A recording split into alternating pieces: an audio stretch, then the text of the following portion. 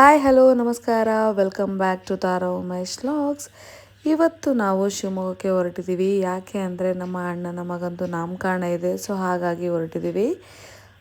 So ನನ್ನ ಮಕ್ಕಳು ಕೂಡ ರೆಡಿಯಾಗಿ ತುಂಬ ಖುಷಿಯಾಗಿಬಿಟ್ಟಿದ್ದಾರೆ, ಊರಿಗೆ ಹೋಗ್ತಾರೆ ಅಂತಂದ್ಬಿಟ್ಟು. ಅವರಿಗಂತೂ ನಮ್ಮ ಅಣ್ಣ ಮತ್ತು ನಮ್ಮ ಅಣ್ಣನ ಮಕ್ಕಳ ಜೊತೆ ಇರೋದಕ್ಕೆ ತುಂಬಾ ಇಷ್ಟಪಡ್ತಾರೆ. ಹಾಗಾಗಿ ಊರಿಗೆ ಹೋಗ್ತೀವಿ ಅಂದರೆ ತುಂಬಾ ಖುಷಿ ಅವರಿಗೆ.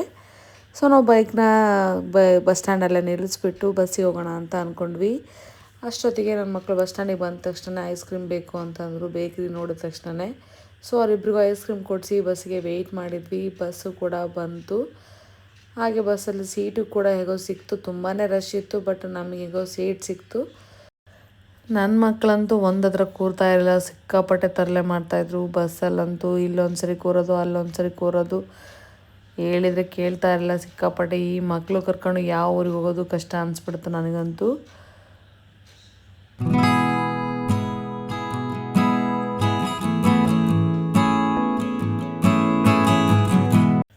ಇನ್ನೇನು ಶಿವಮೊಗ್ಗ ಕೂಡ ರೀಚ್ ಆದ್ವಿ. ಆಲ್ರೆಡಿ ಲೇಟ್ ಆಗಿಬಿಟ್ಟಿದೆ, 9 ಆಗಿತ್ತು ನಾವು ಹೋಗೋಷ್ಟರಲ್ಲಿ. ನನ್ನ ತಮ್ಮ ಕೂಡ ಬ್ಯಾಂಗ್ಳೂರಿಂದ ಬಂದಿದ್ದ, ಹಾಗೆ ನಮ್ಮನ್ನು ಪಿಕ್ ಮಾಡೋದಕ್ಕೋಸ್ಕರ ಬಸ್ ಸ್ಟ್ಯಾಂಡಿಗೆ ಕೂಡ ಬಂದಿದ್ದರು, ಅವನು ಮತ್ತು ಅವನ ಫ್ರೆಂಡು. ಹಾಗೆ ಮಾತಾಡ್ಕೊಂತ ಹೋದ್ವಿ.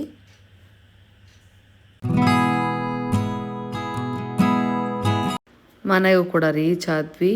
ಲೇಟ್ ಆಗಿಬಿಟ್ಟಿತ್ತು, ಸೊ ಊಟ ಮಾಡಿಬಿಟ್ಟು ಮಲ್ಕೊಂಡು ನೆಕ್ಸ್ಟ್ ಡೇ ವ್ಲಾಗ್ನ ಸ್ಟಾರ್ಟ್ ಮಾಡ್ತೀನಿ. ಸೊ ಇದು ನೆಕ್ಸ್ಟ್ ಡೇ ಆಗಿರುತ್ತೆ.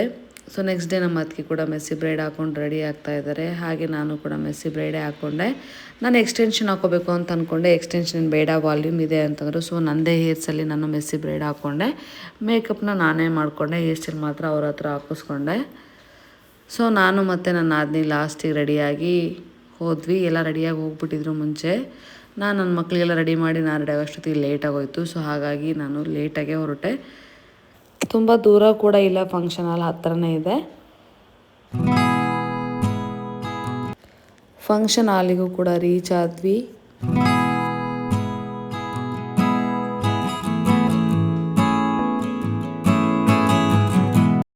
ಡೆಕೋರೇಷನ್ನು ಮತ್ತು ತೊಟ್ಲು ಅಲಂಕಾರ ತುಂಬ ಚೆನ್ನಾಗಿ ಮಾಡಿದರು ಕೂಡ, ನನಗೆ ಇಷ್ಟ ಆಯಿತು. ಹಾಗೆ ನಾನು ತೊಟ್ಲು ಪೂಜೆನ ಸ್ಟಾರ್ಟ್ ಮಾಡಿಕೊಂಡೆ. ಯಾಕೆಂದರೆ ನಾನು ಪಾಪುಗೆ ಸೋದರತ್ತೆ ಅಲ್ವಾ, ಸೊ ಹಾಗಾಗಿ ಪೂಜೆ ಎಲ್ಲ ಚೆನ್ನಾಗಾಯಿತು ಕೂಡ.